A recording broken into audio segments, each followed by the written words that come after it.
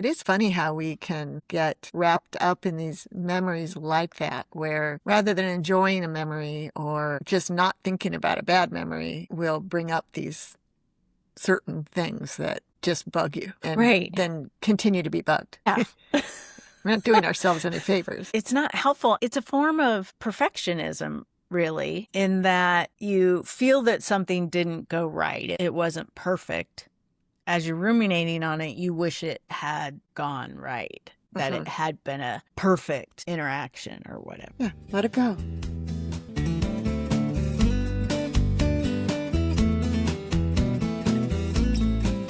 Hey, Janine. Hey, Shannon, how you doing? I'm doing pretty well. How are you? I'm doing well, too. Yeah? Yeah. We survived it. We survived a heat wave. You survived the 4th of July. Mm-hmm. Yeah. I mean, it's now, as people are listening to this, a couple weeks after 4th of July. But right. But we're recording this on July 6th. So yeah, it feels like a lot. Just getting through like a week of super hot and humid temperatures felt like an achievement. Yeah. That was a lot. We had a really fun 4th of July. We went over to some friends and I brought them a little sort of host gift. Because you're amazing. I made let's see if I can remember what it's called, a furoshiki. It's fabric. It's a Japanese thing. Then you wrap a present in fabric instead of in paper or in a gift bag or whatever. I know he lived in Japan. She loves Japan. They kind of have that thing. We just wanted to get him some little like gourmet food things. And I decided to make this wrap for it. When I gave it to him, I didn't want him to like open it up there because the gift was really the wrap, not what was inside. But Mike sort of made a big deal, like, open it. And I was like, no, it's no big deal. And it was like all sort of awkward. And so she opened it and then it was just sort of like, this is not, like it was nice, but it was not like that big of a deal. It was like a chocolate bar and some special salt and, just like a few little gourmet things. But I keep sort of going over that whole thing in my head and sort of wishing it would have gone a little differently, that I would have said something different or, and the thing is, it's no big deal. They loved it and they knew what it was right away. And they've been in Japan last year and they actually took a class on how to tie those. And so It was a really good gift, but that awkwardness is still living inside of you. It sounds like you're still feeling it. Yeah. It's so funny because when that happens, I used to do this a lot more and I've sort of gotten over it for whatever reason. I think mostly because I don't care. But maybe, yeah, it's the wisdom of age. Like, it's not a big deal. You don't have to worry about it.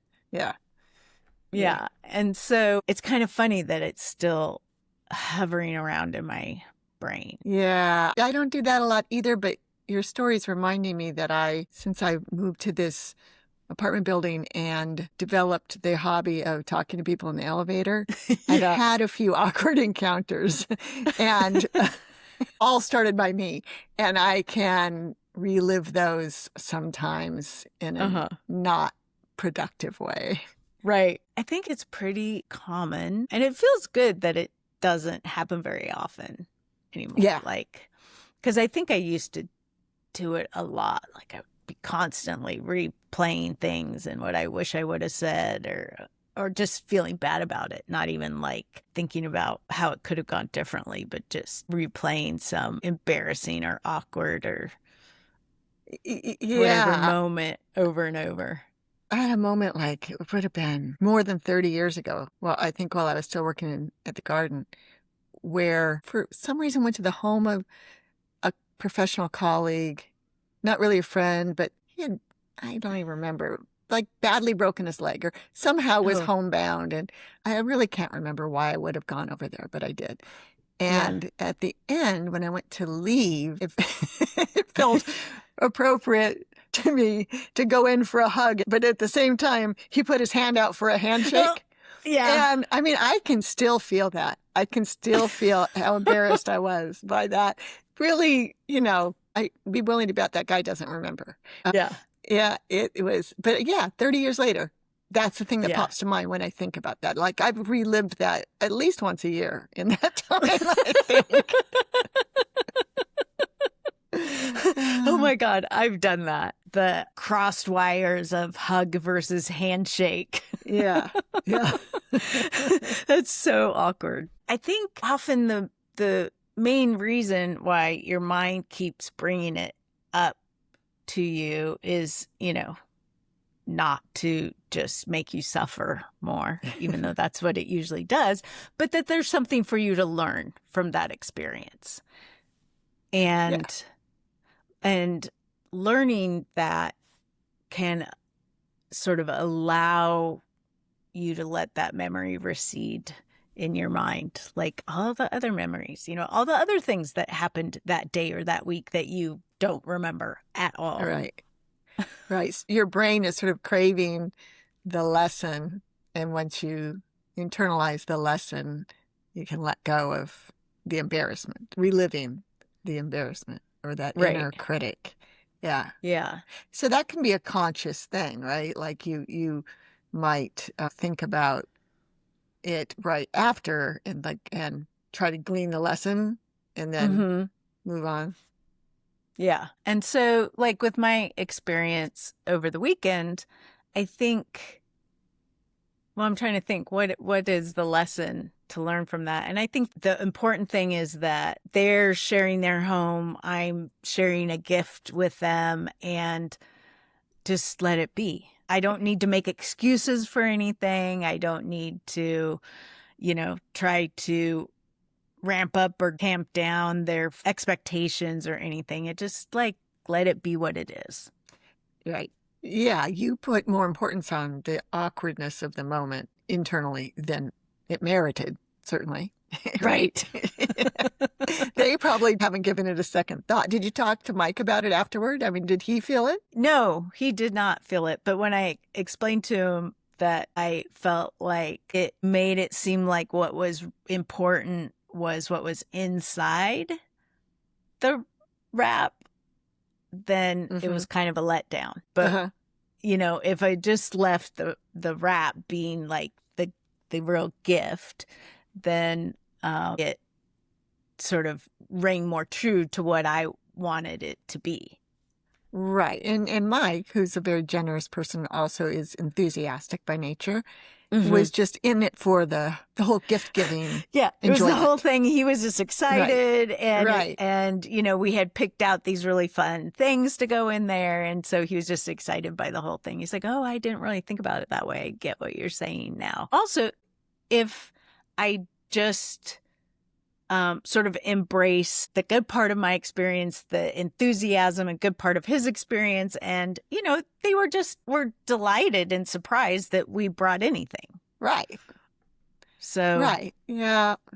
So really, in this particular case, there was really nothing to feel like you needed to ruminate on, except we just do that. So recognizing, oh man, okay, that was awkward, but no harm, no foul. Everybody got satisfaction out of this. Yeah. And then you can just move on. Like you're not going to give it another thought, right? After you edit this episode. Yeah, not until I edit this episode, and then I'm going to be like, oh, geez. Well, what I hope to happen is that when I edit the episode, I'm thinking, why did I even give that a second thought? Yeah. That's my hope.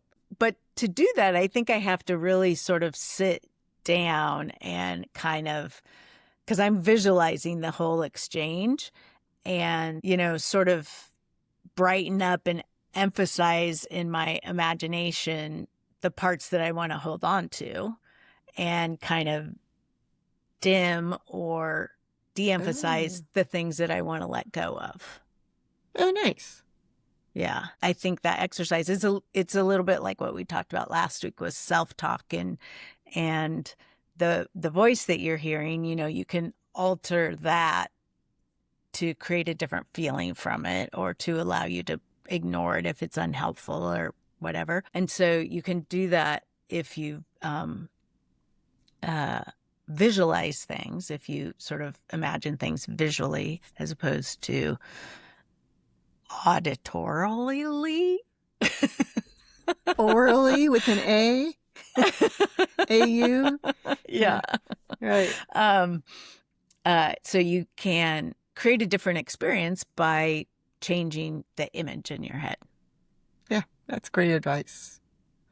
I was just thinking, gosh, would that work on my 30-year-old cringe memory? Maybe. Except I can't picture it very well because it happened so long ago. I just feel it. Yeah. Yeah. The first thing would be to consider what it is that you could learn from that experience that would allow you to let it go. Yeah. And maybe that's being more in tune with the body language around greetings and goodbyes. And I think I've actually managed that to do that pretty well. Yeah. So you already know how to do that. Mm-hmm. And so recognizing that, does it make it easier to let that experience go? Or even, because that is kind of a funny thing, like let it be a funny story as opposed to something that, like you can remember it with a sense of humor as opposed to remembering it with a sense of embarrassment. Right. Well, it's funny when you said those things, when you said, can you let it go? I think that was the first of the two. Mm-hmm. Then I had that feeling of like unclenching around it. Like, yeah, I can just let that go. And maybe I'll never think about it again. I don't know. But if I do think about it, then I make it into it really is kind of a funny thing. Yeah. Right. I'm glad it doesn't happen all the time. Yeah. Right. Yeah, it is funny how we can get wrapped up in these memories like that, where rather than enjoying a memory or just not thinking about a bad memory, we'll bring up these certain things that just bug you and then continue to be bugged. Yeah. We're not doing ourselves any favors.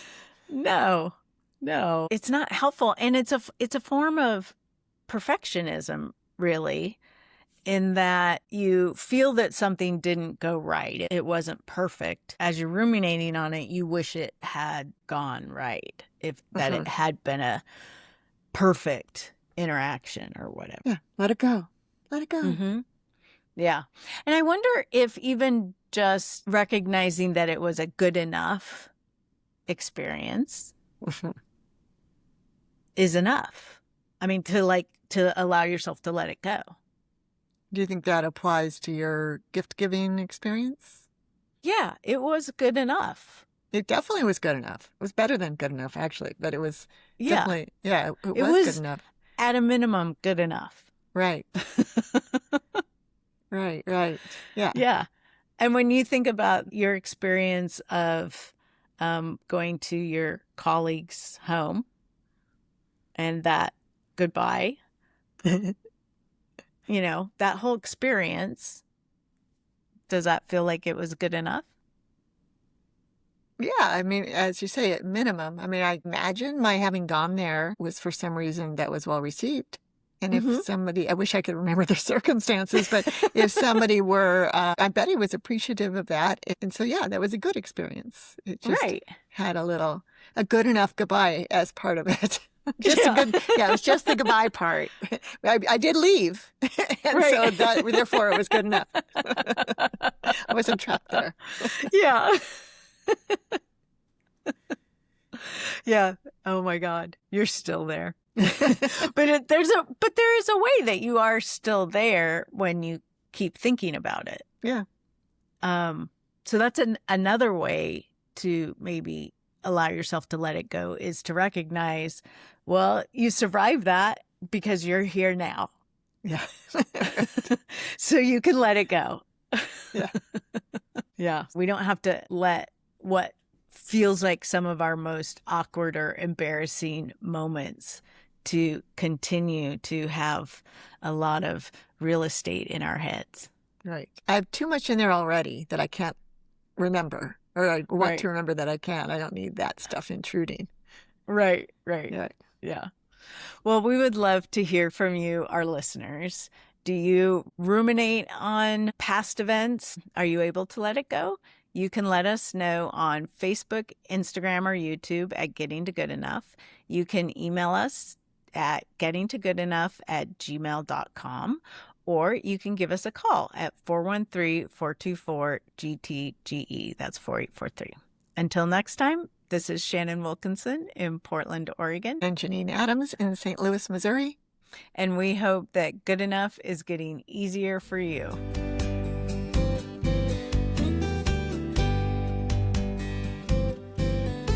Now I'm just going to ruminate on all the little mess ups and forgotten words that I had in this episode. You did great. What are you talking about?